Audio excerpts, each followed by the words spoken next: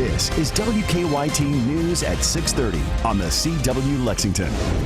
Good evening. I'm Sam Dick live with you. Glad to have you right here on this Monday for WKYT News at 6:30 here on the CW Lexington. A lot going on. Trending right now, though, U.S. researchers claim, this is interesting, they have discovered the answer to the mystery of the Bermuda Triangle. They say they found hexagon-shaped air bombs over the triangle that are capable of bringing down planes and ships. That story is the most clicked on right now on WKYT.com. That's followed by thousands of people in California, soldiers rather, having to repay enlistment bonuses. And 4 people taken to the hospital after a crash on Tates Creek Road in Lexington. So here's what we're following right now at 6:30. A Mercer County teenager accused of murder appearing before a judge today. Police charged 16-year-old Trent Easterling with killing and robbing 16-year-old Tristan Cole back in April. WKYT's Garrett Weimer has the latest update in that case. A fallen state trooper's family keeping his legacy alive. We'll find out how they're making sure that no one forgets his motto, including the agency's newest members. There were some buds, you know, probably 16, 18 inches long, big around as a ear of corn. A lot of them. And that is huge. State police investigating one of the largest marijuana raids in state history. Find out how much they found and what led them to that massive discovery. Meteorologist Jim Caldwell joins us now, and in honor of this beautiful fall day and Halloween just a week or so away, an orange tie. An orange tie. But you told me earlier you didn't really even think about that. You just grabbed the first thing you saw and just threw it on, right? I was going to spin that a different way on this show, but all right, fine. I should never have said a thing. I should have just let you go with it. But I did grab it. Maybe subconsciously I knew that it was going to fit. You're a smart guy. And it was a fall day today, right? It felt very good out there, and it feels good out there right now as well. We had a frontal boundary drop through on us, and we watched our temperatures go down a little bit. You think back to yesterday, we were in the low and mid-70s, just depending on your location. Today, you can see here in central Kentucky, Lexington, we're at 64 right now. Now, we're past the peak heating of the day, of course, especially this time of year, but still, very comfortable temperatures showing up all along Interstate 64, from here to Louisville, all the way out to Mount Sterling and into Moorhead. Southern and eastern Kentucky were a little bit cooler, we're a little bit warmer today, so they were taking a little more time to see the cool air invade. Now it's down there as well. You compare this to this time yesterday, and we're 7 degrees cooler in Lexington, 8 degrees up to our north there in Covington, Maysville. You can see it gets a little bit lighter as we work our way a little more toward the south, and that's almost the current position of that frontal boundary. So once it gets to your area, it makes temperatures drop significantly compared to where they were yesterday. That'll be a trend that I think continues through most of this forecast period. Here we go, hour by hour. Watch the skies. They'll clear out as we head into the overnight. By the early morning hours, watch the 30s start creeping into the area. Skies are generally clear, very chilly start to the morning, and then daytime highs low to mid 60s probably showing up around here as we advance into the afternoon and evening hours tomorrow. It starts to get a little breezy as well. That's a frontal boundary that's sweeping into the area. Another one that's going to shake things up for us. I'll break that down coming up for you here in just a few minutes, Sam. Did investigators follow proper procedures when talking to a teenage murder suspect? Trent Easterling is accused of killing 16-year-old Tristan Cole last April. The two were classmates at Mercer County High School. Easterling's attorney wants a police interview tossed out of the case because he says it was done illegally. WKYT's Garrett Weimer is in the newsroom with our top story at 6:30. Defense attorneys argued today that a 30-minute interview police conducted with Trent Easterling back in April should not be used as evidence in court. They questioned whether investigators ever read Miranda rights to the 16-year-old suspect. His Miranda rights? Did you have him sign a Miranda waiver? I did not. Did you have Mom sign it? That's all the questions I have, Judge. According to testimony, on the day he was questioned, Easterling was taken from school to the police department in a squad car, but was not arrested or put in handcuffs.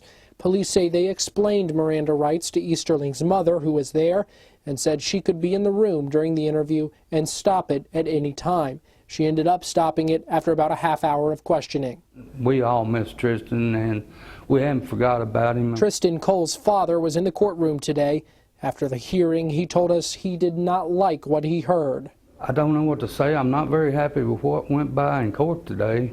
I mean, somebody didn't do their job, and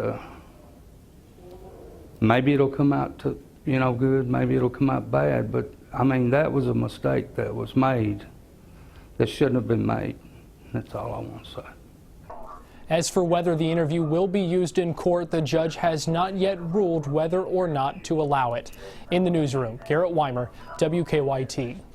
Easterling will be back in court for a competency hearing in December. The family of a woman who has been missing since July is once again asking the public for help to keep a close eye out for her. Crystal Warner and her boyfriend Bobby Jones went missing back in July. Investigators found his body last month, but they're still searching for her. Police think that they were murdered by Craig Pennington. He's in jail, charged with 2 counts of murder. Warner's mother is asking the community for help. Oh, it would mean everything to me if someone found her, and just be such a relief. Officials say that search efforts will continue at the I-64 corridor from Lawrenceburg to Carter County and maybe even south into Berea. A 15-year-old Lexington girl who police say died in a shooting was laid to rest today. Trinity Gay's family and friends gathered in Russellville in Logan County for a burial service this afternoon. Her funeral was held over the weekend. Lexington police say Trinity was caught in the crossfire of a shootout outside a restaurant on South Broadway last Sunday. 4 men now face wanton endangerment charges in that case. Trinity's father is Olympic sprinter Tyson Gay. A Nelson County Sheriff's deputy finds himself on the wrong side of the law. Brandon Bryan is charged with assault. He was arrested last night and later released on a $5,000 bond. Bryan is a K-9 officer with the Sheriff's Office. No details about the assault case have been released. His motto was, "Everyone is family." State Police Trooper Eric Chrisman considered the whole force family. The Anderson County native was killed in a crash while responding to a call in western Kentucky last summer. As WKYT's Hillary Thornton tells us, more than a year after his death, his family is making sure that no one forgets his motto. Trooper Eric Chrisman dedicated his life to service here with the Kentucky State Police. Now his family is doing something special to welcome the newest members of this agency, keeping his legacy alive. The 23-year-old had only been out of the police academy for 6 months, responding to a reckless driving complaint when the deadly crash happened. Trooper Chrisman now has a 5-month-old niece that he never had a chance to meet. Eric knew that my husband and I were trying to get pregnant, and he was really excited to be an uncle. That is part of where the inspiration for these special gifts came from. The other part from a note found on his desk. God first, family second, everyone is family. And the real important part to me is that everyone's family, and you treat everyone with respect, and everyone is a part of your family no matter who they are or where they come from. Now, anytime a member of KSP has a baby receiving a onesie reading "Everyone is family," along with a card from the Chrisman family. We consider them, like I said, little nieces and nephews of ours, and just extensions of our big family. We're just really wanting to do something positive out of something that was pretty difficult, and it's been a year and a half and we're still healing, but this is a really great way to heal. Healing by spreading a motto penned by this fallen trooper to their newest generation. Should they ever need anything, I genuinely think of KSP and any of them as my family, and if they need anything, they can come to us because they are now part of the family. Hillary Thornton, WKYT. Members of the family tell us the national organization COPS will be selling a T-shirt with Trooper Chrisman's motto on it during next year's Police Week up in Washington, D.C. Lexington's newest YMCA officially being open to the public in a week, but there was a ribbon cutting today for the Whitaker Family YMCA in Hamburg. The 62,000 square foot building is the 4th Y in Lexington. It features a state-of-the-art wellness center, a lap pool, a full-size gymnasium, and even a Pilates studio. What we hear from everybody in the community, it's beyond expectations. They absolutely love every bit and piece of the new YMCA. They absolutely love it. So we'd invite the whole community to come out and take a look. The YMCA in Hamburg will open to the public next Monday, but until then, you are invited to stop by and take a tour of the building. A tip leads investigators in Monroe County to one of the largest drug busts in state history. Our Miranda Combs joins us in less than 3 minutes to break down the news. The Cats on the winning track in a big way with that huge victory over Mississippi State over the weekend. Dave Baker joins me later in sports with the Buzz to talk about how many more victories they need to secure a bowl game. Welcome back to WKYT News here at 6:30 on the CW Lexington. State police continue to investigate what they call one of the biggest marijuana busts in the state's history. The marijuana was found earlier this month in a Monroe County cornfield. Police spent 30 hours clearing out close to 6,000 plants. The state police say it was a tip that led the marijuana eradication team to that property. We talked to the man who leases the property. He says he had no idea it was there. There were some buds, you know, probably 16, 18 inches long, big around as an ear of corn. A lot of them. Law enforcement found the marijuana just 2 miles from the community of Tompkinsville. To help us break down the news, Miranda Combs joins us, and she was out in those cornfields with her photographer trying to find where that marijuana was. So first of all, exactly for people that may not know, where exactly is Monroe County? This is not exactly a huge urban area. It's southwest of here. It took us about 3 hours to drive there. And the KSP post that's over that area, that district actually has the largest district for KSP in Kentucky. So they're covering a lot of ground, but that tells you how rural it is as well. So to give some people some perspective here, how big was this deal? Very big. The sheriff there who'd been there 30 years, not a sheriff, but in law enforcement, never seen anything like this before. And he said if you flew over it, you could immediately see where it was. But the problem was it was only about 2 miles from Tompkinsville, as you said, which may have actually made it more difficult to find it because they're out, like you said, in these rural areas more searching for this marijuana. I've flown with police years ago looking for marijuana. It has a distinct color, but that doesn't mean it was necessarily easy to find, right? And we talked at 6 about how when we went back there, we got permission from the leaser to go on the property, and we thought, oh, it'll just be around the corner. But it was back after field.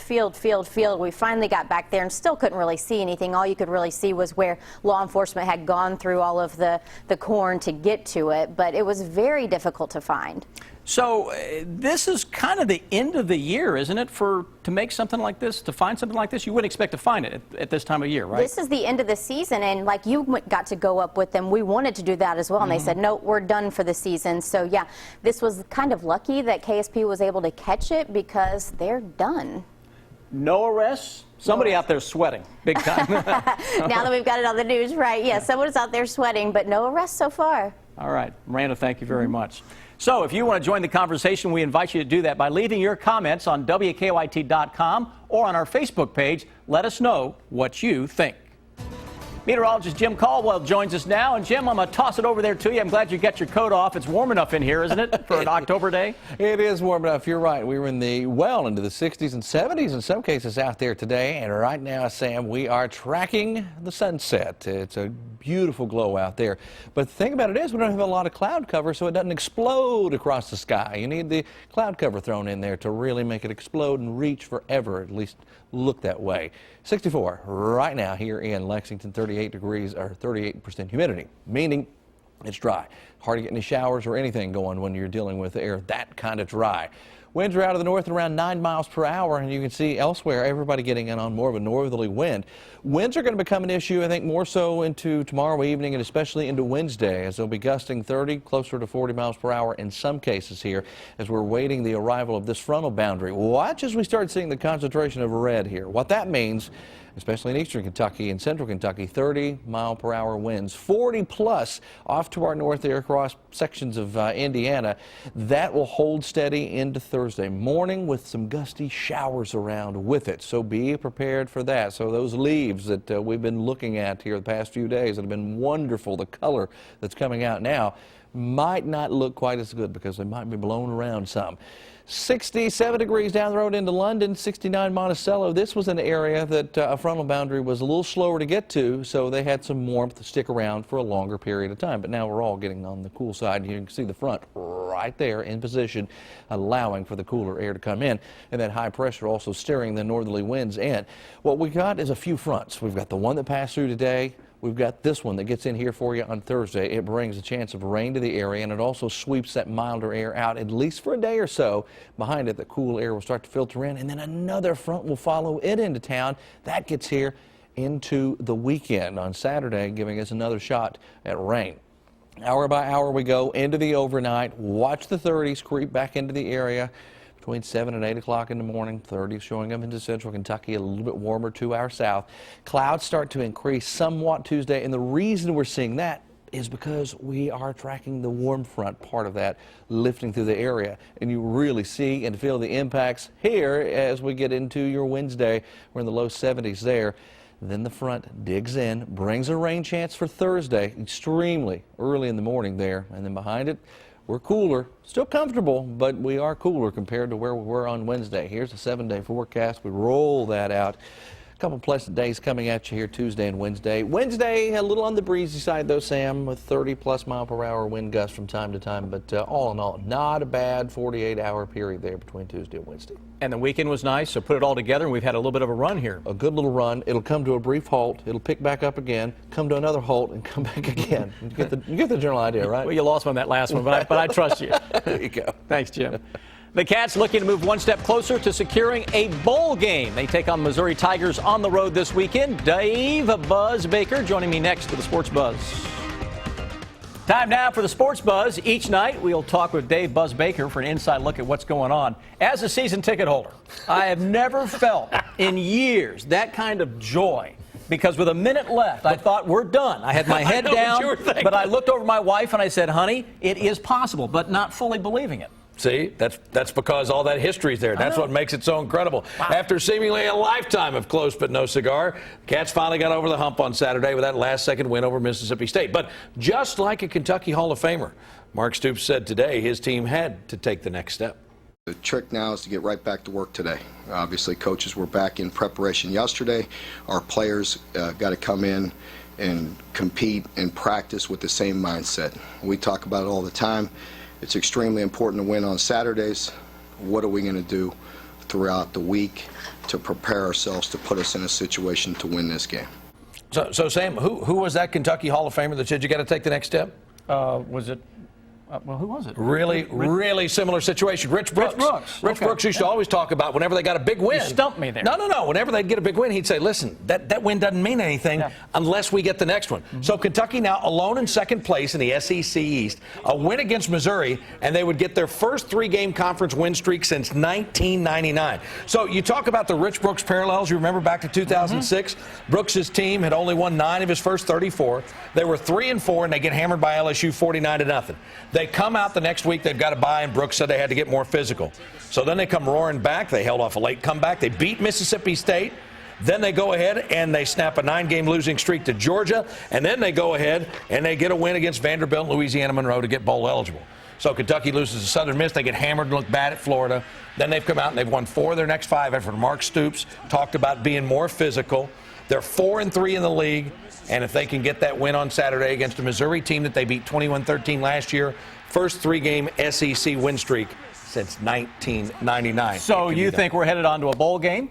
Yeah, Saturday's the key. I mean, they've never been in this spot before. You know, after you get a big win, can you build on it? Right. That's when I think when people say, where's Mark Stoops' program heading? I think this weekend is the first weekend you can say, all right, what they do based off this, this is a real indicator. And most of these players will be back next year. Absolutely. Think about that. All right, let's talk about the World Series. Okay, everybody wants to be in the series. That's our man Sam Holbrook from here in Lexington. Sam was the last Major League umpire to be rehired after the strike. He's had an incredible career. He'll be one of 2 Kentuckians to call the World Series. Larry Vanover from Owensboro will be the other one. Sam has been in it for 16.5 years. This is his second World Series. He'll be the replay ump in games 1 and 2, and then he'll go out on the field for the rest of the series. It is a great, great honor for 2 Kentuckians, and especially Sam Holbrook, who has had an incredible life. I told him last week, I said, man, we ought to do a book about your life. It's really something to see. And Sam. Yes. So you're at the game on Saturday. Yeah, I went in Alabama. All right. Did you hear about what happened here? Was it a restroom problem? Alabama is rolling. And just before halftime, they've got 101,000 in the stands. I love this. And they say, folks, don't use a bathroom. Now, normally, most fans before the game are getting into some of that mountain liquid like Jimmy is before the kickoff. And that would cause one to want to go. And you just can't go if it was a water pressure problem. What'd they do? They held it. They held it. One of the tweets was, A&M fans will really have to go if they win this one. Oh, my gosh. 101,000. Can you imagine? I love it. Thank you. All right. Ahead tonight here on the CW Lexington, an hour of Family Feud is next. Then at 8, Supergirl, followed by Jane the Virgin at 9. And over on WKYT, Kevin Can Wait just like they did at Alabama, Buzz. Yes, they did. The Man with a Plan at 8:30, Two Broke Girls at 9, The Good Couple at 9:30, The Scorpion at 10, and followed by WKYT News at 11. This year's North Pole announced today for the Fraternal Order of Firefighters annual toy drive. Great effort here. PMM Southland Investments on Southland Drive will be the new headquarters for the Order's annual toy drive. Firefighters made that announcement earlier today during their kickoff for the 85th annual toy drive. This is just another way that we can go, another way that we can give back to the community that gives to us. There's plenty of people out there that need assistance, so that's what we're here for. And this is important. If you're a parent in need, sign-ups to participate in the toy drive start November 7th. We start talking about November, we talk about colder weather, but we're not having any of that right now, Jim. No, we're living it up right now. But overnight, we'll get downright chilly. We're back in the 30s, it looks like, to start the Tuesday morning off. But back into the mid-60s, 70s by Wednesday, a little breezy. And then we're going to play an up-and-down game there, Sam, from then on out. We're going to have 70s, 60s, back down close to 50, and then right back all over again. It's a pattern that's It's fall. It's fall, Jimmy. It's fall. Yes, David, it's fall. So the pattern's going to go up and down, just like a transitional season should. Cats favored Saturday? I have not seen it. I think it'd probably be about a pick 'em. We'll let you know tomorrow. All right, see you tomorrow. Thanks for watching.